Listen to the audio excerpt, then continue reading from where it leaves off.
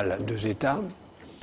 Mais en fait, l'autre situation idéale, c'est une ville qui soit en quelque sorte la capitale planétaire d'un univers. On peut imaginer un gouvernement mondial à Jérusalem, puisque c'est là où serait le point de rencontre de tout le monde. Mais ce qui est aussi le plus vraisemblable, c'est en même temps, est-ce qu'on n'est pas en train de détruire l'influence palestinienne en modifiant cet équilibre géographique? Oui, bien sûr. Bien sûr. La stratégie israélienne, c'est de créer des conditions de l'impossibilité d'une ville arabe. C'est pour ça que... Alors que la population arabe devient de plus en plus présente et importante dans la ville. Dans la ville, mais en même temps, elle est mêlée avec d'autres.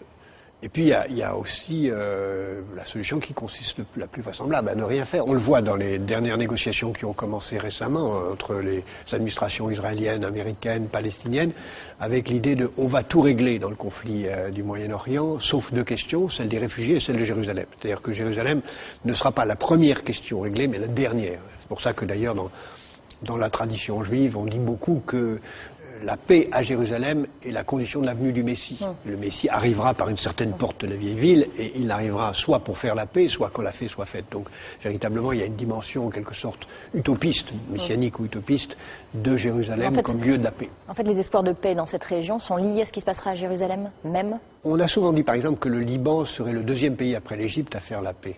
Pas jamais le premier. En fait, on se rend bien compte que le Liban sera le dernier pays à faire la paix. Et bien là, de la même façon, je pense que Jérusalem sera le dernier problème résolu. Parce que personne n'a intérêt à céder, ni les Palestiniens qui ne reconnaîtront pas l'indivisibilité israélienne, ni les Israéliens qui n'accepteront pas. Donc je pense que le statu quo est le plus vraisemblable, même si on peut imaginer, rêver d'un Jérusalem devenant capitale de la planète, qui sera un jour unifié autour d'un gouvernement mondial. C'est un joli lieu pour un gouvernement mondial.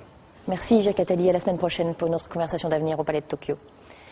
Je vous invite à retrouver cette émission sur notre site internet publicsena.fr. Vous pourrez la podcaster, consulter nos archives et réagir en nous envoyant un email.